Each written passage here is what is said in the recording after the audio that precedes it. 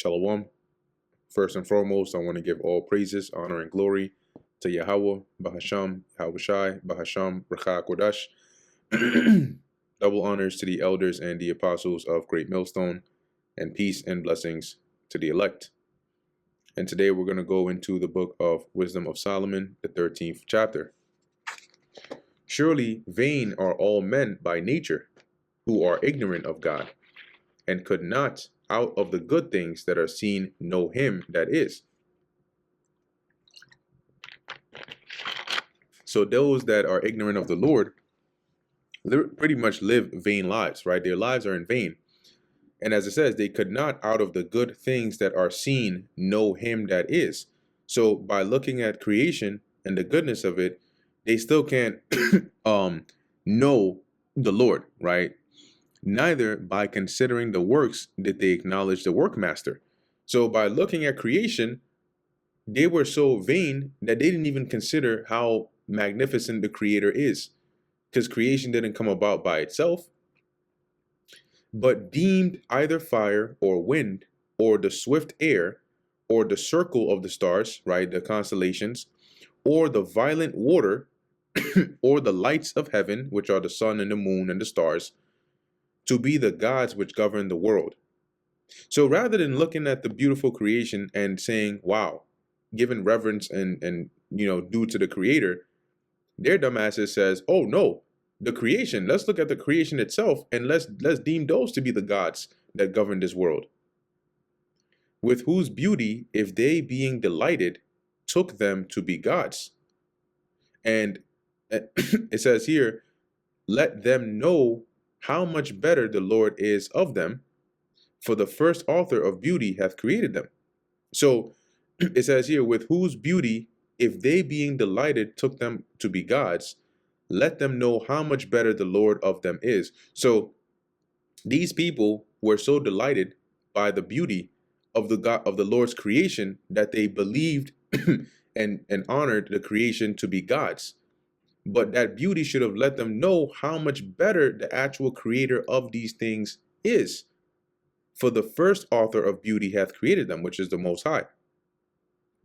But if they were astonished at their power and virtue, let them understand by them how much mightier he is that made them. So if looking at how the fire, the sun, the stars, the moon, the constellations, how magnificent and great in power and virtue they are, then that in itself should give you an inclination of how much mightier the creator of those things is. For by the greatness and beauty of the creatures, proportionably the maker of them is seen. See, so the greater the creation is, the greater in proportion to it is the creator, right? That's the proportion right there. The creation is great, but the creator is greater. See? So the greater and more magnificent the creation, the greater and more magnificent the creator. But yet for this they are less to be blamed, for they peradventure seeking God, or err seeking God and desires to find him. So he's like, you know what? Maybe you could cut him some slack, right? Because maybe, it could be that peradventure they erred in their journey to seek God while desiring to find the Lord, and they erred in thinking that, the creation is the Lord. For being conversant in his works, they search him diligently, and believe their sight, because the things are beautiful that are seen. Howbeit neither are they to be pardoned. See, so he's saying here that, yeah, it could be that they erred in looking for the Lord, and they ended up, settling on these, on idolizing creation. For being conversant of his works, right, being familiar of the works of the Lord, they searched him diligently, and they believed their sight, the things that they saw, because the things are beautiful that are seen, right? The creation itself is so captivating, it's so beautiful that they got caught up in it. Verse 8, but then again, they can be fully pardoned, right? You cannot pardon them either. For if they were able to know so much that they could aim at the world, How did they not sooner find out the Lord thereof? And when it says aim at the world, it means they were intelligent enough to understand how the world or the universe works when it says aim.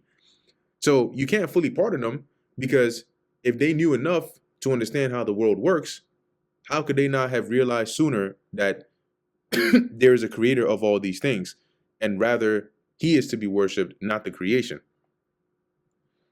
But miserable are they, and in dead things is their hope, who call them gods, which are the works of men's hands.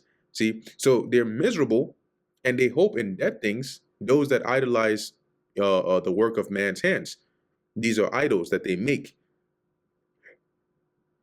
gold and silver to shew art in, right? So they show their skills in the making. The gold and silver and the crafting of these idols is really just a show of art.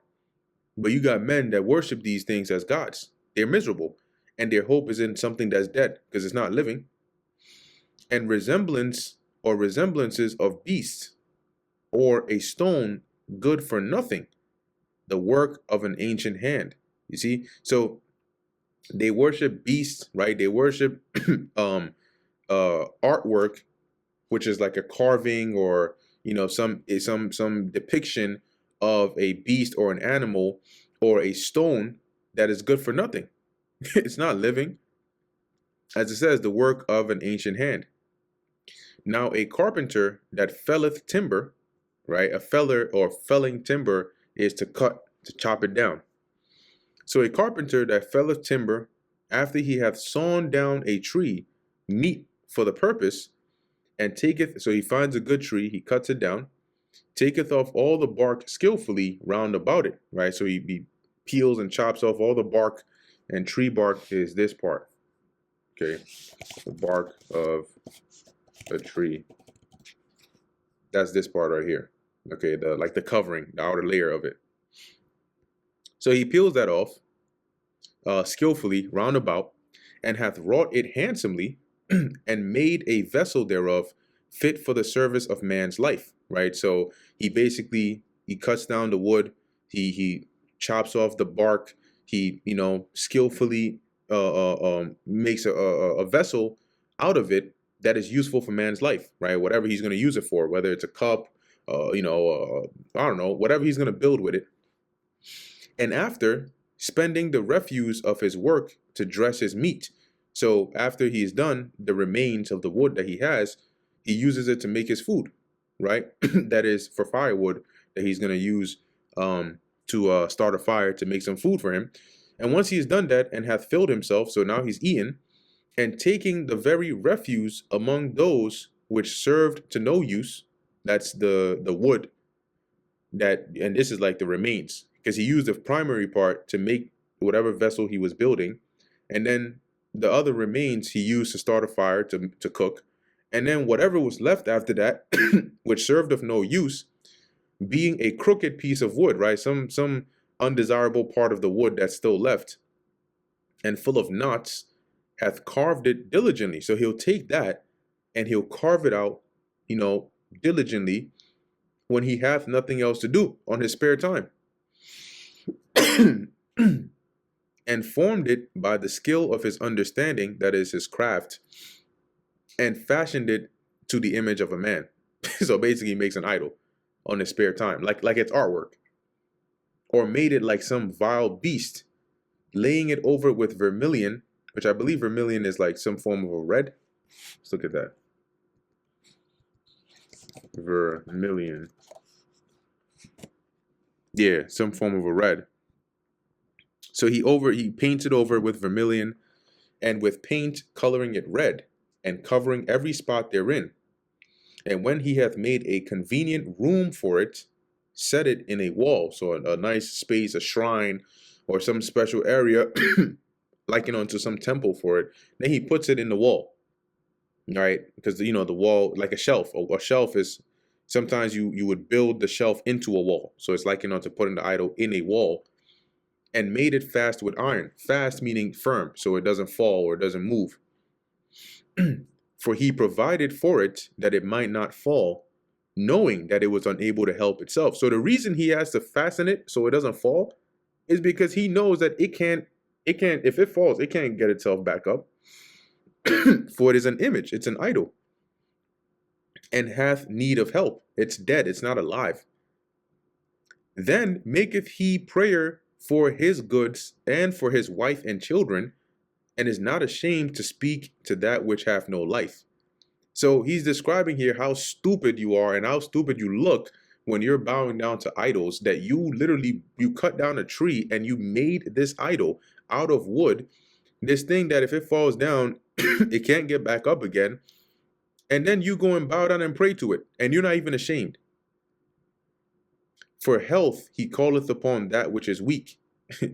You're praying to a weak idol to give you health. For life, prayeth to that which is dead. You're praying for life from something that is dead. For aid, humbly beseeching or begging that which hath least means to help. This aid is help. You're asking for help from something that can't even help itself. And for a good journey, he asketh for that which cannot set a foot forward. It can't even move, let alone give you a prosperous journey. And for gaining and getting, and for good success of his hands, asketh ability to do of him that is most unable to do anything. You're here asking an idol that can't do anything. It literally cannot do anything. It is wood, okay? It can't do anything. A tree that is standing can do more than an idol, because a tree that is standing can bear fruit. It is alive. It is living. And you go to this idol and ask it for all these things, good luck and gaining and success. And that brings us to the end of the book of Wisdom of Solomon, the 13th chapter. Lord willing, that was edifying to the elect. In closing, I want to give all praises, honor, and glory to Yahweh, Bahasham, Yahweh Shai, Bahasham, Rakha Kodash. And until next time, Shalom.